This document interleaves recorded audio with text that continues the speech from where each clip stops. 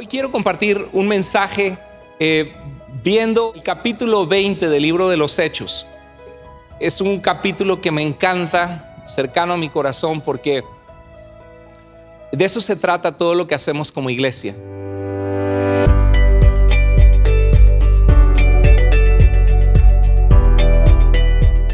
Bueno, iglesia, hoy quiero compartir un mensaje viendo el libro el capítulo 20 del libro de los Hechos. Es un capítulo que me encanta, cercano a mi corazón, porque de eso se trata todo lo que hacemos como iglesia. Dios ha transformado la vida de aquellos que están en Cristo. Cristo vino a darnos vida y vida en abundancia. Si tú eres nuevo en Iglesia Vida o tenías mucho que no venías, sé muy bienvenido, muy bienvenida a Iglesia Vida. Quiero que sepas que Dios te ama, Dios te busca. No sé por lo que estés pasando, si estás pasando por una necesidad difícil en tu vida hoy, pero Dios te escucha y a Dios le importa y le importas tu vida. Dios te ama y qué bueno que estás aquí. Lo mejor que puedes hacer es buscar a Dios con consistencia.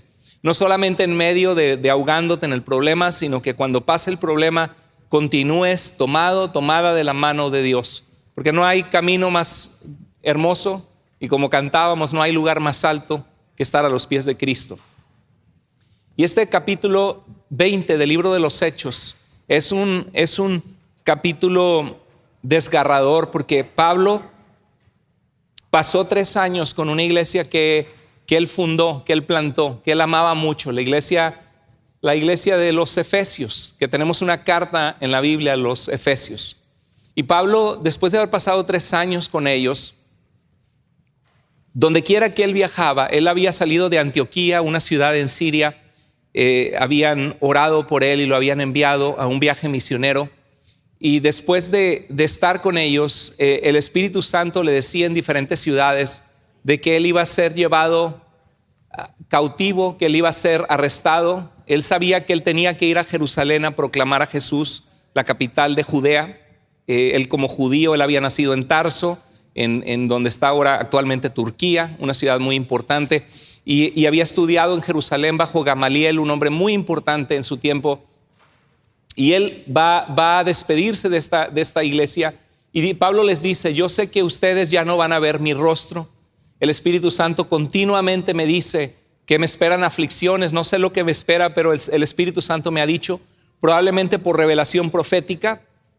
Había un profeta que se llamaba Ágabo, un hombre de Dios, que Dios lo llenó de su sabiduría y se puso el cinturón de Pablo y dijo así, y se amarró y dijo: así atarán al hombre que pertenece a este cinturón. Dice: cuando Pablo terminó de hablar, se arrodilló y oró con todos ellos. Y comenzaron todos a llorar desconsoladamente y abrazando a Pablo se despedían de él con besos. Es una persona que era muy valiosa en la vida de ellos, porque ellos llegaron de adorar ídolos falsos, ídolos que no son dioses verdaderos. Como dice Pablo a los tesalonicenses, que el Señor los rescató de adorar a ídolos muertos para servir al Dios vivo y verdadero y esperar de los cielos a Jesús. Dios había transformado la vida de estas personas de una forma tan radical. Muchos de ellos practicaban la hechicería y la brujería, como vamos a ver en un momento. Muchos de ellos adoraban a una diosa que se llamaba Artemisa o Diana de los Efesos, una diosa de la fertilidad que adoraban en este lugar de Asia Menor. Es donde actualmente está Turquía, donde está sucediendo esto. Y 3 años estuvieron con Pablo. Dios transformó vidas, Dios sanó matrimonios. Y eso es lo maravilloso del mensaje de Cristo. Yo sé que en esta iglesia Dios ha sanado matrimonios. Yo sé que hay matrimonios aquí sentados que no estarían ahorita juntos. Cada quien ya hubiera hecho su vida por su lado, si no fuera por el poder de Cristo Jesús que llegó a tu hogar en el momento preciso. Yo sé que hay hijos que están ahorita con el grupo de jóvenes o que están yendo a sus clases ahorita estudiando la Biblia, que crecerían en un hogar dividido con padres divorciados si no fuera porque Cristo llegó a ese hogar. Marco, que subió ahorita a enseñar a los jóvenes, Dios ha hecho una obra tan hermosa con este joven, porque él a los 18 años empezó a enseñar a nuestros jóvenes, fue valiente y en un tiempo tuvo un grupo de jóvenes en nuestra iglesia que creció de muchísimo. Llegaron a tener hasta 48 jóvenes reunidos. Se llamaba 116, basado en Romanos 1:16, no me avergüenzo del evangelio, porque es poder de Dios para salvación a todo aquel que cree. Y veo a Marco, por ejemplo, que terminó su universidad como latino en Estados Unidos, ya terminó su maestría con una maestría de Project Management, fue contratado por Microsoft, luego por Twitter. Él es el que está ahorita enseñando a nuestros jóvenes, un muchacho inteligente, brillante, un corazón para Dios. Y su madre es una mujer de oración. Nuestra hermana María Madrid y su esposo Efraín aman al Señor. Yo sé que ellos son hermanos que aman la obra de Dios, que han sido fieles en la iglesia, que siempre cuando hay una persona que viene a Cristo, ellos han estado dispuestos a orientarle, a orar por ellos, tienen un grupo de vida. Recuerdo algo muy hermoso, que la hermana siempre que toman el volante, cosa que algunos de nosotros no acostumbramos. Yo como pastor he orado por viajes largos, pero no acostumbro a orar cada viaje que tomo, pero sí acostumbro a orar cuando manejo y sí acostumbro a orar en la mañana, en la tarde y constantemente hablar con el Señor. Pero me encanta que la hermana antes de subirse al carro siempre oran. Y el testimonio que ellos han tenido y el ejemplo que ellas han tenido impactó la vida pues de sus hijos, y sus hijos son muy buenos muchachos. También Tommy, también el Señor trabajando en su vida, y veo la vida de ellos y digo qué hermoso, porque eso es el poder de Cristo. Cuando la hermana llegó era una madre soltera que luchó por sus hijos, por su familia, tomada de la mano de Cristo. Eso es lo que Cristo hace. Él restaura vidas, Él bendice nuestro camino. Y aquí Pablo había visto la vida transformada radicalmente por el poder de Dios de mucha gente. Por eso, hermanos, les animamos a que invitemos personas. Es más, muchos de ustedes no le dan ni siquiera like a los videos de la iglesia. ¿Sabe por qué es importante darle like a los videos de la iglesia? Porque los algoritmos de estas compañías como YouTube o Facebook, cuando ven likes, dicen, oh, esto está bueno, se lo voy a presentar a otros. Y a veces tengo videos, por ejemplo, allí de enseñanzas o de predicaciones, y por ejemplo, alguno tiene 800 views, y de los 800 views ves abajo 37 likes. Y yo me quedo pensando, bueno, ¿por qué los 750 que vieron este video, qué le costaba ir con el cursor y hacerle clic y ponerle like? ¿Sí? Eso hace la diferencia para que a otros llegue el mensaje de Cristo. No porque queramos ser famosos o porque queramos exaltar nuestra iglesia, sino porque tenemos una misión que Dios nos ha dado, que es compartir que en Jesucristo hay vida y salvación. Y los mensajes que presentamos son exponer las Escrituras, abrirlas y enseñarlas para que la gente conozca a Cristo. Amén. Y muchos de ustedes han compartido canciones, han compartido cosas en Facebook, y algunos de ustedes en su vida han compartido una predicación de Iglesia Vida. ¿Te fijas eso? Eres parte de Iglesia Vida. Tienes amigos que no conocen al Señor Jesucristo. Si estás aquí, creo que es porque has sido bendecido en Iglesia Vida. ¿Cuántos de ustedes han crecido en su fe y han sido bendecidos en este lugar? Amén, gloria a Dios. Yo creo que sí, todos, incluyéndome yo, hemos sido bendecidos. Entonces, si amamos nuestra iglesia, no hay domingo que yo no comparta los mensajes porque es usted, pastor. No, también la de Fernando la compartí esta mañana. ¿Y por qué? Porque estamos llamados a compartir el evangelio. Y hay gente que jamás vendría a la iglesia, pero que tú tienes la oportunidad de ponerlo en tu muro, y que alguien ahí desvelado, que se me fue el sueño, a ver, mi amiga, mi comadre, mi compadre puso ahí un video, a ver de qué trata. Nunca sabes cómo Dios puede alcanzar la vida de alguien a través de escuchar el mensaje de Cristo, que cambia y transforma vidas. Entonces yo les quiero pedir que como iglesia tengamos la visión de llevar adelante la palabra de Dios, el evangelio, que seas parte, que seas equipo con nosotros. Dale likes a todos los videos, comparte los videos que sean de bendición. Claro que si hay un video que no te gusta mucho, que dices, ay no, como que mi familia se va a sentir, pues ese no lo compartas. Pero hay muchos otros que sí puedes compartir, ¿sí? Entonces comparte los videos y sigamos trabajando para el Señor. Pablo se arrodilló y oró con ellos porque eran hermanos muy queridos para él, y comenzaron todos a llorar desconsoladamente, y abrazando a Pablo se despedían de él con besos porque lo amaban, lo querían. Pablo había invertido su vida en ellos con amor, habían tomado quizá un té juntos, desveladas juntos. Pablo había orado por ellos, Dios había sanado a muchos, y dice, estaban afligidos porque ya no volverían a ver su rostro, y lo acompañaron hasta el barco, porque Pablo iba a ir hacia Jerusalén, iba a ser arrestado, acusado injustamente.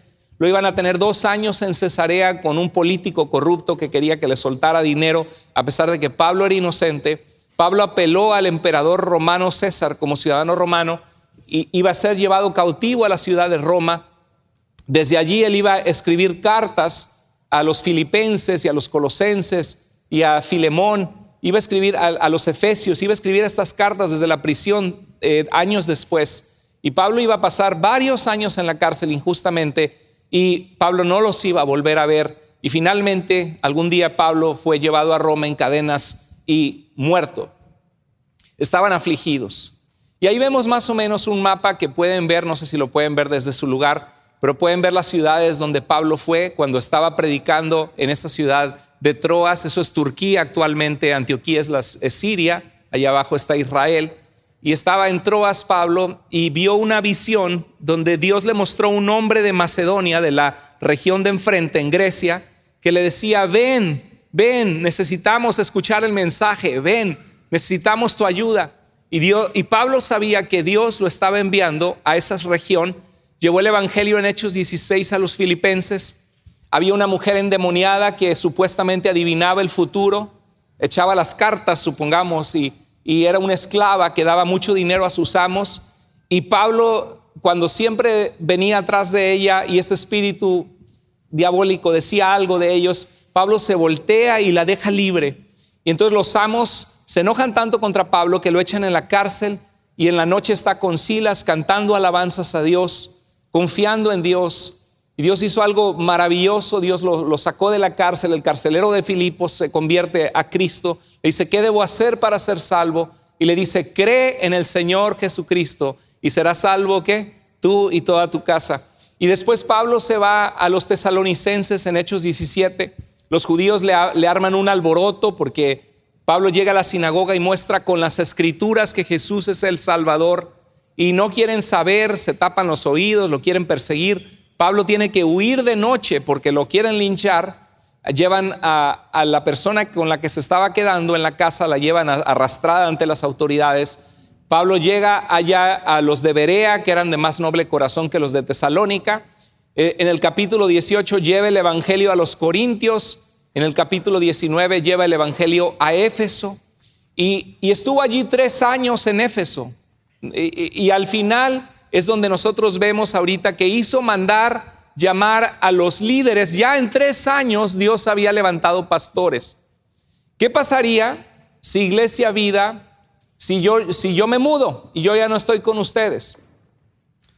¿Qué pasaría si me muero? Dios me libre, si a Dios le place darme más vida, qué hermoso, pero la vida no está comprada. ¿Qué va a pasar con la siguiente generación de Iglesia Vida?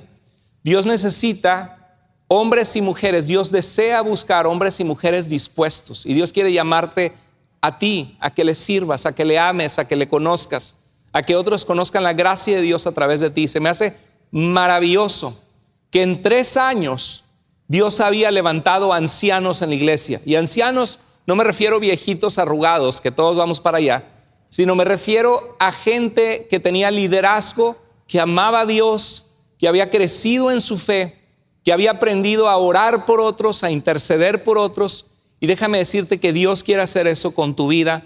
Y mi anhelo es que Dios levante de entre nosotros pastores y líderes y personas que aman al Señor.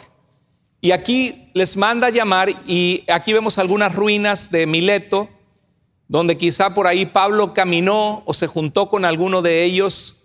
Y dice el versículo 7, antes de llegar a Mileto, había estado en la ciudad de Troas y después llegó a Mileto, hizo mandar a llamar a los ancianos de la iglesia.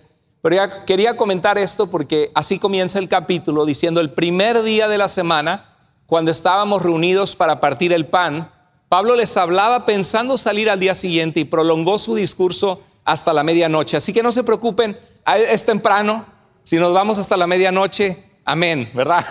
Dicen: no, pastor, no tanto. Usted quédese, no se preocupe, que nosotros nos vamos. Bueno, Pablo dice que prolongó su discurso, y por allá un muchacho que estaba en el segundo piso se cayó, dio el azotón y cayó muerto, se murió. Y llegó Pablo y hizo un milagro de Dios, lo levantó y toda la gente se quedó asombrada. Pero bueno, eso es el consuelo de los pastores. Cuando alguien se te duerme, bueno, a Pablo también se le durmieron. Entonces, por eso estábamos poniendo unos sprinkles aquí para que de repente se prendan. Entonces Entonces Pablo, el primer día de la semana, fíjate lo que me encanta de este pasaje es que vemos qué día estaban reunidos, iglesia. El primer día de la semana. ¿Sabes qué día es el primer día de la semana? El domingo. El domingo viene de latín, que significa día del Señor. En inglés Sunday, día del sol. Hoy ya tenemos grupos como los adventistas del séptimo día y el movimiento falso de raíces hebreas que enfatizan mucho el día sábado, porque es verdad que Dios santificó el sábado y en el libro de Éxodo dijo que, en el libro de Éxodo, en el pacto de Dios con Israel, el cuarto mandamiento era santificar el sábado, que hubiera un día que el pueblo no trabajara. Es importante ese principio, que digas Dios es mi proveedor, no tengo que estar trabajando todo el tiempo, va a haber un día que voy a confiar en Dios. Eso es más difícil para mí como pastor porque todo el tiempo está el ministerio, pero debo usar ese principio también, de un día que diga no voy a hacer nada, voy a descansar, voy a reponerme porque nuestro cuerpo lo necesita.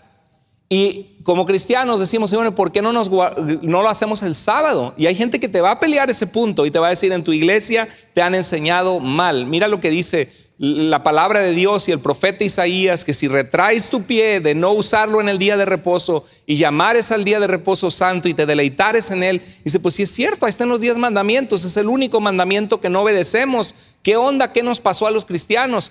Es que Constantino, cuando favoreció el cristianismo en el edicto de Milán en el año 313, pues él exaltó el día del sol, porque él antes adoraba el sol invicto y por eso en inglés se llama Sunday, y nosotros estamos haciendo horrible idolatría y horrible paganismo porque nos reunimos el domingo. Bueno, todos los evangelios dicen que Jesús resucitó el primer día de la semana, y en 1 Corintios 16:2 Pablo le escribe a los corintios y les dice, el primer día de la semana que se levanten ofrendas, porque iban a mandar una ofrenda para la iglesia en Jerusalén, que estaban pasando hambre en una sequía, y les dice para que cuando yo vaya no se tengan que hacer colectas, pero les dice cada primer día de la semana porque era el día que ya la iglesia había comenzado a reunirse.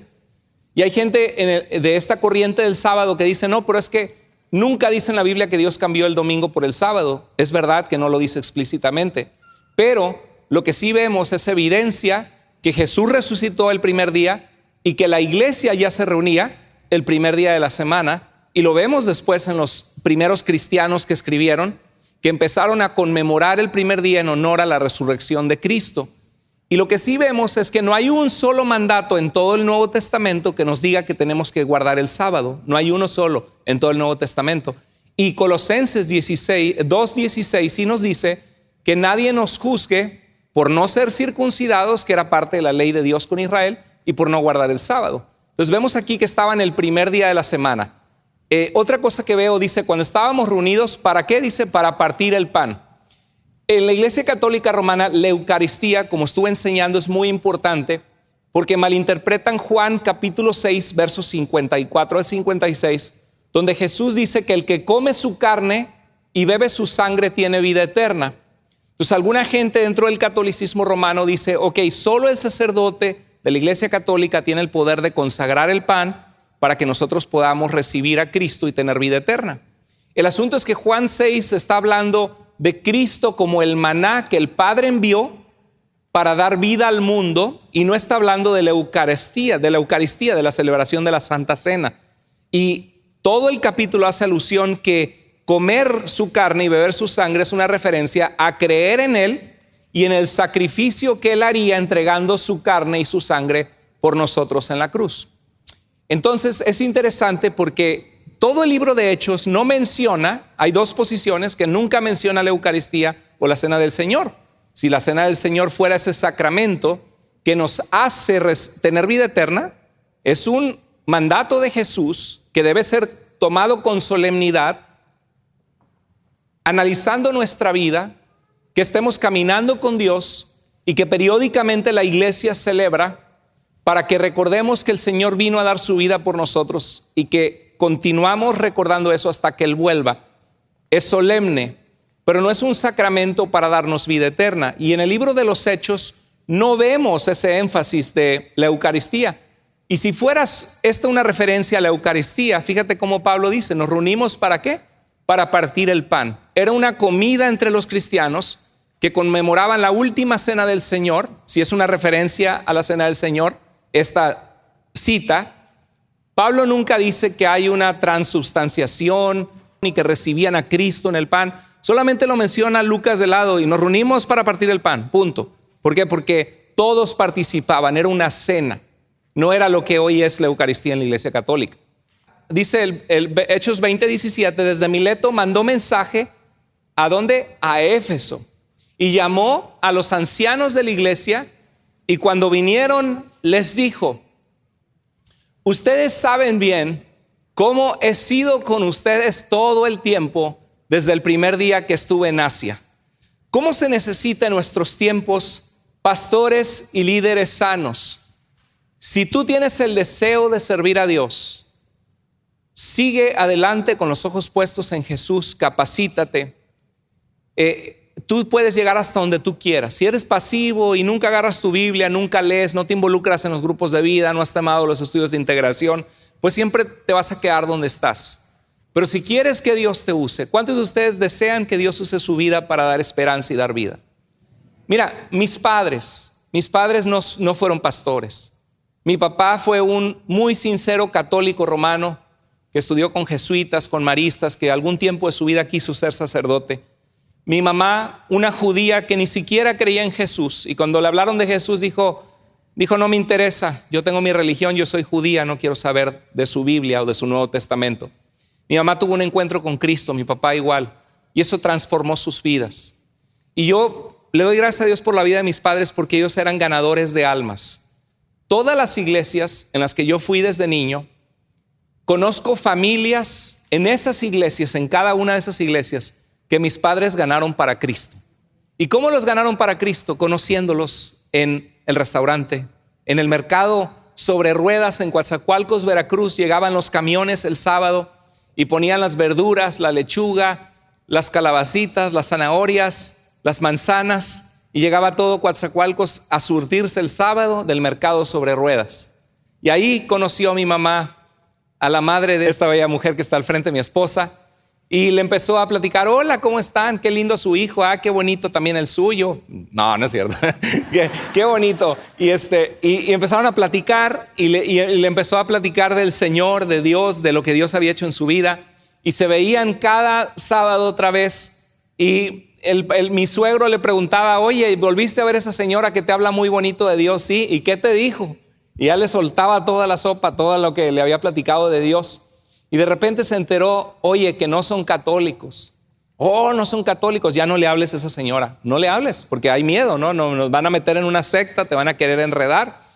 Y se encontraron esa semana en la ciudad, en un lugar, se encontraron sin querer. Y mi suegro llegó a conocer a mi papá y a mi mamá. Y le dijo, ya le había dicho a su esposa que ya no le hablara y que ya no se juntara con esa señora. Y ese día que se conocieron se cayeron muy bien. A mi suegro les cayó bien mi papá y mi mamá. Y mi papá y mi mamá, mi papá era abogado para Petróleos Mexicanos en México. Y le dijo, les invitamos, tenemos un estudio bíblico aquí en la esquina, en la casa del ingeniero Aguilar, un vecino a 5 casas de donde vivimos. Estamos teniendo un estudio bíblico muy bonito, abriendo la Biblia, estudiándola, compartiendo. Les invitamos. Y como le hablaron tan bonito de Dios, a mi suegro le dio pena decir que no, como que no quería, pero dijo, ok, vamos a ir solo para quitarnos los de encima. Por curiosidad a ver qué hay y que ya no nos estén molestando, nada más decimos que gracias. Y llegaron, les encantó, Dios tocó su corazón a través de la palabra de Dios. Dice la Biblia que la fe viene por el oír y el oír por la palabra de Dios. La palabra de Dios transforma. Por eso, hermano, hermana, comparte la palabra de Dios cuando Dios pone personas en tu camino. Y gracias a Dios por la vida de mis padres, porque hasta el día de hoy hay personas fuertes en la fe que fueron alcanzadas en diferentes lugares. Y hemos platicado con mi esposa y mi esposa con su familia, ¿qué hubiera sido si el evangelio, si Cristo no hubiera llegado a la vida de mis suegros? Mi suegra tenía un hermano sacerdote. ¿Qué hubiera pasado? Mi papá tenía un primo sacerdote. ¿Qué hubiera pasado si Cristo no hubiera llegado? Y todos están de acuerdo que el Señor transformó sus vidas para bien, que les dio esperanza, que les dio vida. Y ese es el mensaje de salvación que predicamos. Entonces, dice, ustedes saben bien cómo he sido con ustedes todo el tiempo. ¿Cómo se necesitan líderes sanos que aman a Dios, que son un buen ejemplo? Porque cuando hay una iglesia que se está peleando, cuando hay una iglesia, porque es difícil, ¿no? Los seres humanos somos requete peleoneros. Nos encanta el pleito. No nos encanta, pero nos metemos en él y no sabes ni por qué, ¿no? Te peleas con tu mamá, te peleas con los hermanos, te peleas con la vecina, te peleas, no te pones de acuerdo con alguien. Todos tenemos algún pariente que cuando llega como que está tensa la cosa, ¿no? Tienes que caminar por cáscaras de huevo para que no se suelte un pleito, un problema. Usted ya sabe quién, lo tiene ahí imaginado en la mente. Bueno, las relaciones humanas son complejas, ¿a poco no? Necesitamos la sabiduría de Dios para saber comportarnos bien y tener relaciones sanas y relaciones que sanan.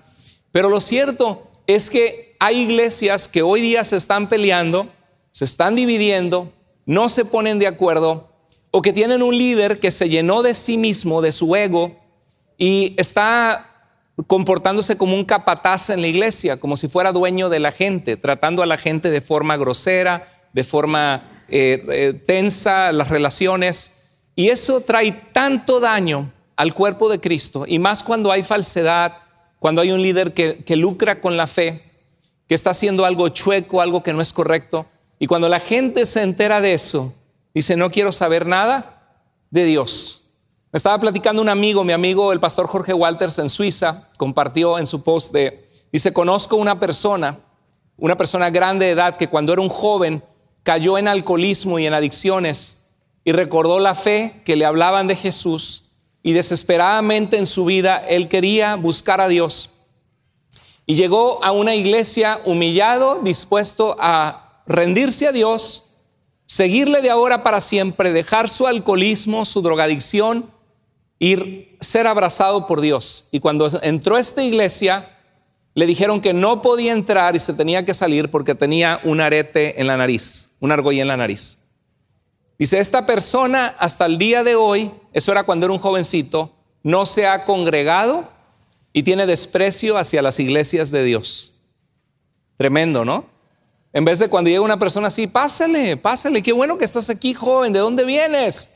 No, qué bueno que estás aquí, ¿quién te trajo? ¿Cómo podemos orar por ti? Siéntate. No decir, ay, tiene un arete, tiene tatuajes, no, o sea, como cristianos estamos interesados en el corazón de la gente, no en cómo se ven por fuera, ¿sí? Claro que si ya somos cristianos, pues hay que tratar de estar bien, ¿no? No, tampoco vas a estar con una minifalda si eres una mujer, porque la Biblia nos habla de vestirnos decentemente y también es importante nuestra apariencia, pero eso no es un obstáculo para amar a la gente, para recibir a la gente, porque la gente es bienvenida como está, ¿no?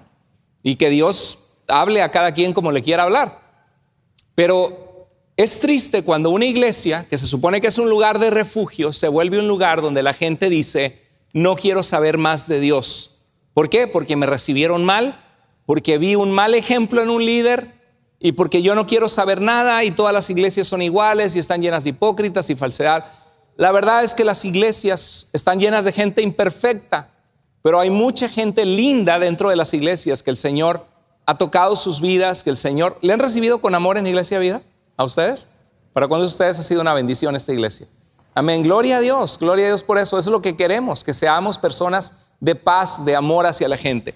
Y Pablo dice, ustedes saben cómo he sido con ustedes todo el tiempo, desde el primer día que estuve en Asia. He servido al Señor. Mira qué hermoso, si tú quieres servir a Dios, una cosa que va a haber y otra cosa por la cual vas a pasar. He servido al Señor, ¿cómo dijo? Con toda humildad. Aquí hubo una iglesia en Seattle, Washington, que se llamó Mars Hill. El predicador se llamaba Mark Driscoll. Y fue una iglesia que este era un maestro dotado en la enseñanza. O sea, agarraba la Biblia, la abría y la aplicaba de una forma muy práctica, muy bonita. Y se empezó a llenar de gente joven la iglesia. Y la iglesia creció de unos poquitos, llegó a ser una iglesia de 13,000 miembros en Seattle, Mars Hill.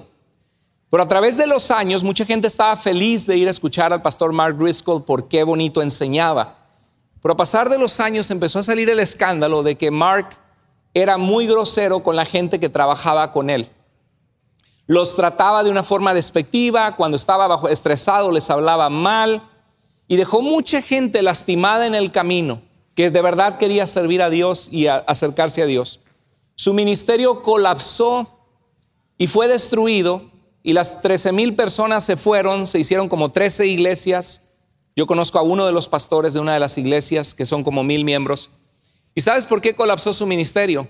Porque faltaba en su corazón amor y faltaba en su corazón humildad. Nada somos sin el Señor. Si Dios te exalta, si Dios bendice tu vida, si tu negocio prospera, siempre, siempre dale la gloria a Dios y reconoce que separado de Él nada puedes hacer.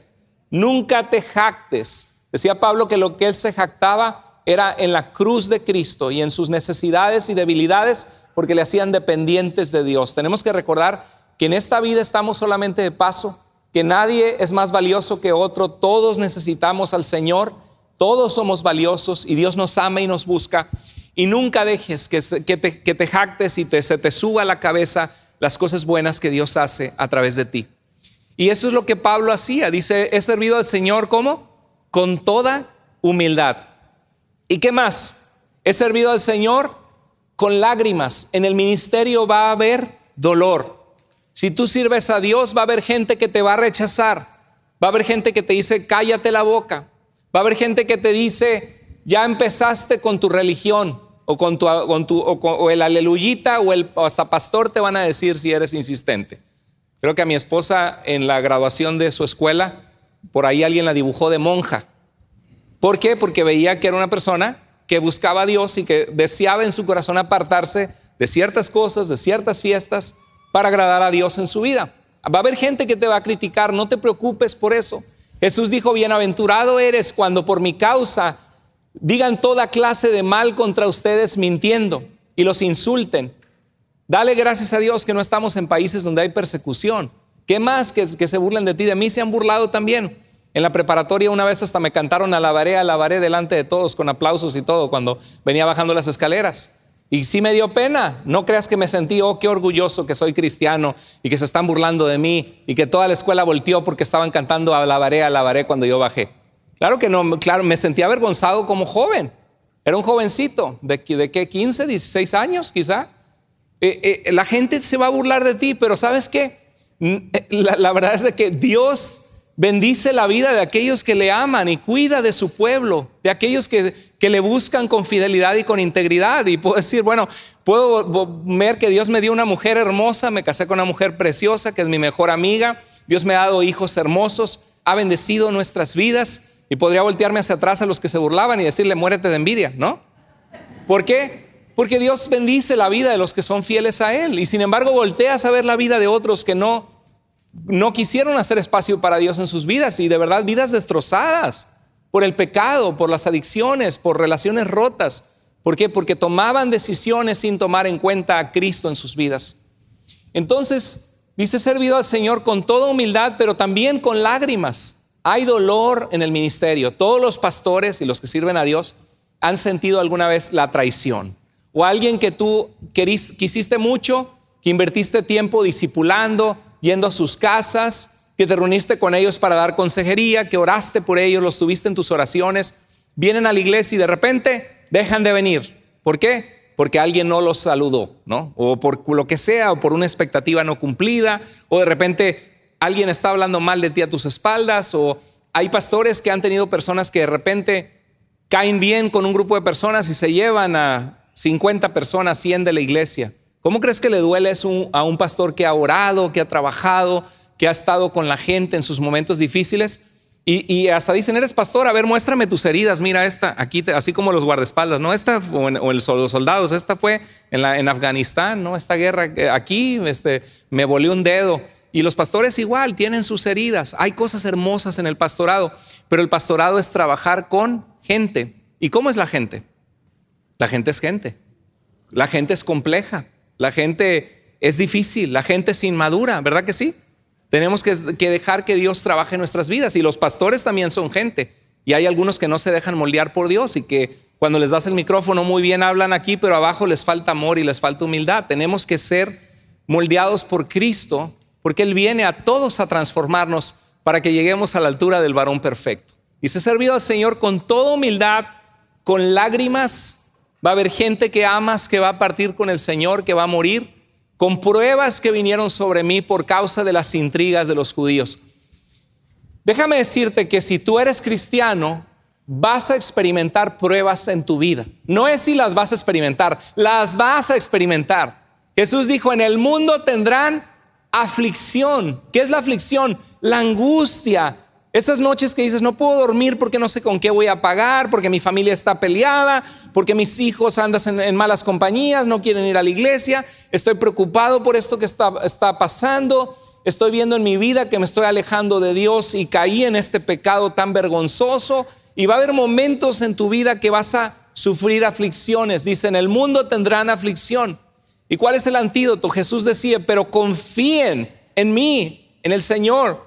Dice, porque yo he vencido al mundo. Cristo ha vencido a Satanás. Cristo ha vencido cualquier enemigo que tengas en tu vida de pecado con el que tengas que luchar. Cristo es poderoso para ayudarte a triunfar. Y por eso dice el apóstol Pablo, las armas de nuestro ejército espiritual no son carnales, sino poderosas en Dios para la destrucción de fortalezas. Aunque estés enfrentando un elefante, un rinoceronte que viene contra ti, dice, yo viviré confiado y en paz estará mi corazón. Aunque un ejército acampe contra mí, ¿verdad? Yo viviré confiado. Tenemos que confiar en el Señor.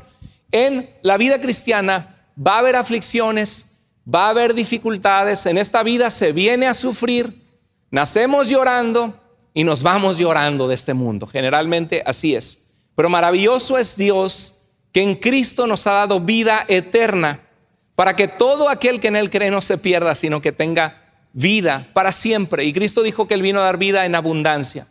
Las pruebas son momentos en que tu fe es probada. Pablo podría haber dicho, pero estoy predicando a Cristo. La gente está viniendo a Jesús en Filipos. La gente ha sido liberada por el poder de Dios. Y ahora me tiran a la cárcel, me ponen en un cepo, me golpean, me tengo que hasta orinar aquí en el piso donde estoy amarrado, porque ni puedo ir al baño, amarrado por maderas que están calando y sangrando mis pies en el cepo. Señor, ¿por qué haces eso conmigo si soy tu hijo? Podría haber dicho Pablo, ¿no? ¿Te acuerdas que Pablo perseguía a los cristianos? Los echaba en la cárcel y Cristo se le aparece y le dice, yo le mostraré cuánto le es necesario sufrir por causa de mi nombre. Pero Pablo, ¿qué hizo en la noche en medio de la cárcel con Silas? Se quejó, se hundió en la depresión, no volvió a salir de su cama. Hay espacio para llorar, para entristecerse. Somos humanos, pero no te quedes en la cama demasiado tiempo. Es tiempo que te levantes de esa depresión y vuelvas al Señor y le digas, Señor, ayúdame, Padre, sácame de esta situación con tu poder. Y el Señor te puede ayudar porque Él es poderoso para ayudarnos y rescatarnos. Pero Pablo, ¿qué hizo? Cantó alabanzas al Señor en la noche. Grande es tu fidelidad. Se acordó de las veces que Dios había sido fiel. Contó sus bendiciones, que tenía vida eterna, que había conocido al Mesías de Israel que Dios había prometido en las Escrituras. Y Pablo se alegró en Dios, aún en la prisión. Y el Señor le liberó. Mandó un terremoto. Fueron abiertas las puertas de la cárcel. Él salió. El líder de la cárcel, el jefe de la cárcel se iba a matar, se iba a suicidar para no tener que pasar la vergüenza que los presos escaparon. Y Pablo le gritó, no te hagas daño, aquí estamos todos. Y cuando le atendió y lavó sus heridas y lo conoció más a Pablo y había escuchado ya sus cantos en la noche, le dijo, ¿qué debo hacer para ser salvo? Fue su testimonio, la vida de Pablo. Pablo sufrió lágrimas y pruebas. Van a venir pruebas en tu vida. Tu fe va a ser probada. A lo mejor ahorita mismo tu fe está siendo probada. La pregunta es, ¿cómo vas a salir de la prueba? ¿La vas a pasar o la vas a reprobar? Yo te animo a que pases la prueba, a que te fortalezcas en Dios, a que salgas victorioso, a que pongas tus ojos en Jesús. Y dice Pablo, ustedes saben cómo he servido a Dios con humildad, con lágrimas, con pruebas que vinieron sobre mí por causa de las intrigas de los judíos. Vamos a un capítulo anterior. ¿De qué estaba hablando Pablo? Pablo habla cuando les llevó el evangelio a Éfeso. Y esto está en un capítulo antes del capítulo 20 donde estamos, que está haciendo llamar a los líderes de la iglesia. Y les dice en el versículo 8 del capítulo 19, Pablo entró en la sinagoga. Así es como Pablo llega a Éfeso. Llega, dice, una ciudad nueva. Está el templo de de los gentiles que adoran a esta diosa, que creen que es diosa. ¿Y dónde están los judíos? Disculpe, Señor, en el mercado. Se reúnen en el Shabbat, el sábado, aquí cerca de este lugar está la sinagoga cerca del río. Ok, gracias. Y llega Pablo, se sienta, shalom, y saluda a sus hermanos judíos, canta los salmos en la sinagoga, abren las escrituras, y Pablo se para y dice: yo estudié bajo Gamaliel. Oh, Gamaliel, el gran maestro en Jerusalén, que uno del Sanedrín, la Suprema Corte de Justicia de Israel. A ver, compártenos, hermano, algo que tengas que hablar. Se para Pablo, abre el profeta Isaías y comienza a hablar del Mesías, del Mesías que va a venir y que va a salvar a Israel, que como cordero fue llevado al matadero. Y lo escuchan, y Pablo empieza a contar de Jesús que él perseguía. Y Pablo entró en la sinagoga y habló allí con toda, ¿cómo habló? Valentía. ¿Cómo andas tú cuando hablas de Cristo? Algunos le deberían poner, no sé si tu nombre se llama Juan, se llama David, se llama María, pero imagínate que le pusieras ahí: y María y Juan entró a su trabajo y no quiso hablar con toda cobardía. O diría, o habló con toda valentía. Dice: y habló allí con toda valentía durante 3 meses, cada sábado. Estamos hablando de alrededor de 12 sábados, 12 shabbats, que fue a hablar las escrituras con valentía, con pasión, mostrando quién era Jesús. Y dice, discutía acerca de qué. ¿Cuál era la predicación de Pablo? ¿Estaba predicando Pablo una religión? ¿Estaba predicando Pablo que Pedro era el primer papa y que a él estaba sometida toda la cristiandad? No. ¿Qué es lo que predicaba Pablo? Predicaba el reino de Dios. ¿De qué trataban las parábolas de Jesús? Del reino de Dios. Es Dios tu rey, reina sobre ti, porque un día Él reinará por la eternidad. Él es rey de reyes y señor de señores. Y de ti depende. Hay gente que quiere estar con Cristo en su reino, pero no se someten a Él aquí en la tierra como su rey. Dice, discutían acerca del reino de Dios, tratando de convencerlos que Jesús era el descendiente de David, que había dado su vida en la cruz, conforme decía Isaías 53. Pero, ¿y qué trataba Pablo de hacer con ellos? Convencerlos, persuadirlos, mostrarles. ¿Has intentado hacer eso con tu familia? De repente sentarte y platicarles el plan de salvación. Mira, mamá. Mira, papá, mira, hermanito, mira, hermana. Nuestro hermano Sergio aquí está. Por mucho tiempo le estuvo compartiendo el Cristo a su hermana en California. Y muy lindo que ella finalmente vino, nos conoció, entregó su vida a Cristo aquí en la iglesia y está conectada a la distancia. La hermana de Sergio vino a Cristo. ¿Por qué? Y me dijo: pastor, estoy bien contento porque mi hermana, que antes no estaba interesada, ahora está interesada en las cosas de Cristo. ¿Sí? Entonces, quería convencerlos. ¿Has tratado de entender tu fe y decir de qué se trata el cristianismo? Yo se los he explicado en 4 pasos. Dios te ama, Dios te ama, Dios te busca. El problema es el pecado. Tienes un problema, has pecado contra Dios, te encuentras separado o separada de la presencia de Dios y necesitas a Jesucristo. Dios te ama, el problema es el pecado. Jesucristo es la solución, porque Él vino a dar su vida en una cruz para morir por tus pecados, para reconciliarte con el Dios que te dio la vida, al cual tú le diste la espalda. Y tuya es la decisión de rendirte a su llamado, de abrir tu corazón y decir: Dios, te necesito, gobierna mi vida. Entonces lo que trataba Pablo era de convencerles con las escrituras. Eso es lo que yo hago con mis videos, tratando de convencer que no se trata de una religión, no se trata de una iglesia, sino de una relación con Jesús, que se trata del evangelio, la proclamación de que hay salvación en Jesús del Nuevo Testamento. ¿Tratando de qué? De convencerlos, de persuadirlos. Yo te animo que si nunca has hecho eso, comiences a hacerlo. Y te vas a dar cuenta que hay momentos difíciles, cosas que tú ignoras, que tú no sabes, pero porque estás tratando de compartir, te das cuenta de las áreas débiles en las que debes equiparte, conocer y crecer. Entonces dice el siguiente versículo, del 8, viene el 9, dice: pero algunos se negaron, ¿cómo? Obstinadamente a creer. ¿Te ha pasado eso con algunas personas? A mí me ha pasado. ¿Qué es la obstinación? ¿Qué es ser obstinado? ¿Qué? Terco, exacto. Terco significa que aunque veas que puedes estar equivocado, que los otros tienen la razón, buscas la manera de decir no, no y no, ¿verdad? Como aquella persona que fue con el doctor, y eso nos pasa a veces en el evangelismo, cuando le hablamos a alguien de Cristo, y va con el doctor y le dices, doctor, yo creo que yo estoy muerto. Pero ¿cómo va a decir usted eso, que está muerto? Pues usted está vivo, vino aquí a mi consultorio. No, es que yo estoy muerto, yo siento que no tengo vida. Digo, oiga, mire, la gente que está muerta no sangra, y los vivos sí sangran. ¿Quiere que hagamos una prueba? Ay, pero me va a doler. No, pues ¿qué le importa si está muerto? Ah, bueno, ok. Entonces agarra y le pica, se le desinfecta con una jeringa y le pica un poquito. Y cuando le pica empieza a salir una gotita de sangre. Y dice, ah, caray, después de todos los muertos sí sangran. Hay gente así, que le muestres lo que tú le muestres. No, pero, y aunque le muestres con la Biblia y que necesitan al Señor, son tercos como una... No, usted lo dijo. Dicen así, ¿verdad? Tercos como una mula, dicen. Porque quieres mover a la mula y no se quiere mover. Y hasta te tira patadas, ¿no? Hay gente así. ¿Por qué? Porque son obstinados. No me importa que no funcione. A mí me gusta y como ya me equivoqué, hay de mí que muestre que estaba equivocado. Entonces voy a ir hasta las últimas consecuencias para mostrar que estoy en la verdad. Me lleve a quien me lleve entre las patas y amuele a quien amuele, porque no voy a reconocer que estoy mal. Eso significa ser obstinado. ¿Cuántos obstinados hay que a lo mejor Dios te dice, cambia tu vida, entrégame tu corazón, y tú sigues, no, pues ya sí soy, ¿y qué?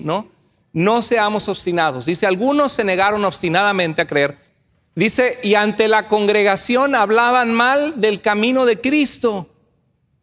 Ay, tu secta y tu religioncita, y ve a dejarle tus diezmos a tu pastorcito. Algunos de ustedes ya se los han dicho eso, ¿verdad? Yo no toco los diezmos ni el dinero de la iglesia.